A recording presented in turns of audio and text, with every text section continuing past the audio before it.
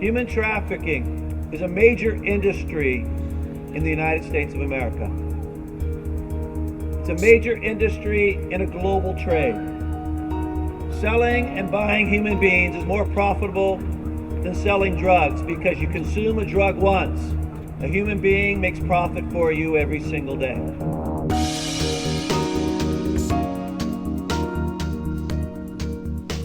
We're having a march today, which means that you take one step, and with that one step, you're saying, I'm willing to take another step, even if I do not know where that will take me. But I'm willing to take that one step because of the fact that those who are living in captivity today cannot take that step.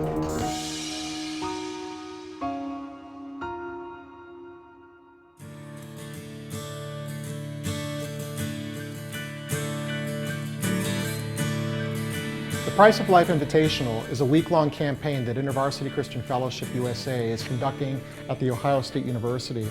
Our goal is to fight the injustices of the trafficking industry and to engage people's hearts and minds with the gospel, to connect the issue of justice with Jesus Christ. Throughout this week, we intend to confront 21st century slavery. The complexity of the modern-day slave trade demands that we come together across racial lines, across political lines, across religious lines, across disciplinary lines, because the monstrous nature of this industry requires a diverse approach. What I'm suggesting is that at business schools all over the country today, what we need are the best and the brightest to go into the underdeveloped world and help the 2 billion bottom at the barrel to be able to move their way up. You know, as a scholar, I would say, first of all, do what you do best. Learn the truth about all these issues. They say prostitution is the oldest profession in the world. She said, no, it's the oldest oppression in the world. There were more stops on the Underground Railroad in Ohio than any place in the United States. Slavery stopped for tens of thousands of people here in Ohio. Wouldn't it be incredible if you could say that just like in the days of the Underground Railroad, Ohio stops slavery. Slavery stops in Ohio. In our lifetime, we can make a difference. We can slow this in the short term, and in the long term, we can end it. Well, I believe that some of you are here tonight, whether you know it or not, because you're a seeker of justice. Something is stirring inside of you, something deeper that longs for goodness.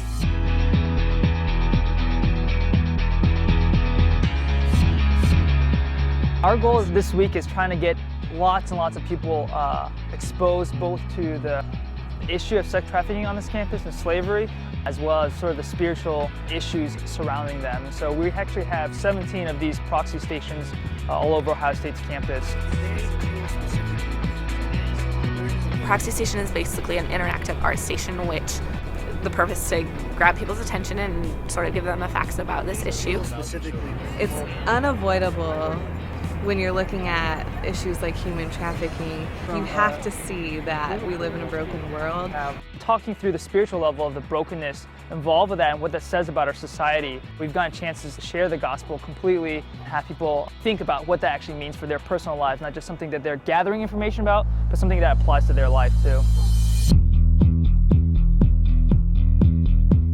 Proxy station in general just made me open up my eyes and look inside of me and really think about what I'm doing and how I view people's lives and if I'm really valuing others as much as I should be. I had never really been educated enough about the numbers and the statistics about what was actually happening, and to hear what he had to say about how many just blew my mind. I definitely wouldn't have thought that I'd come home from class today and kind of have a new outlook on things.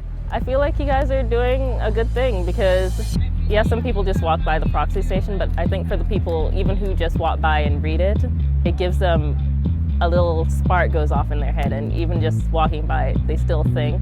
And then for people who actually stop, it opens their minds a lot, at least it did for me. I'm like somewhat Christian, I'm more spiritual I guess, but like, you know, in the news today you see people who say they're Christian but they don't do things like this, and I think it's really great that there's an actual Christian group that's, you know, doing what, I guess, walking the walk. And tonight, as kind of the capstone event of this week, we really just wanted to give you one last chance that the memories of the things you hear and learn throughout the week and tonight don't leave.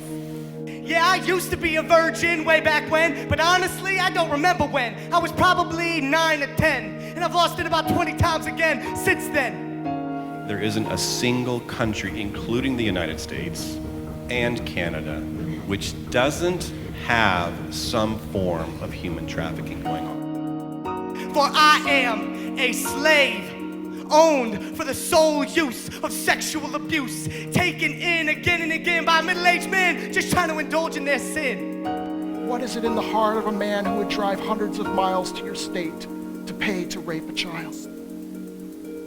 What is it in the heart of a mother who would prostitute her own daughter out of the back of her minivan? Now, I'm forced to sleep on the floor in a cage. Sex is my work, food is my wage. I see upwards of 15 guys a day. If I don't perform that day, I don't eat. And even when I do, I don't ever get meat, just a little wheat. Next day, get up and repeat. Guys from the streets in heat, take a seat as us girls compete for their business. We retreat and remain discreet, hoping they don't take us to the sheets, but knowing that we need the business to eat. In the sex trafficking industry, we see the basest manifestation of our soul sickness inside our hearts. And it's easy, isn't it, to see the problem only of the monsters in the story? But wouldn't you agree tonight that we all have our own demons to contend with? See, the momentous stakes of our quest require a change. Are you willing to make a change? To let go of the jadedness and the despair and to follow the one who alone can make a difference in this world?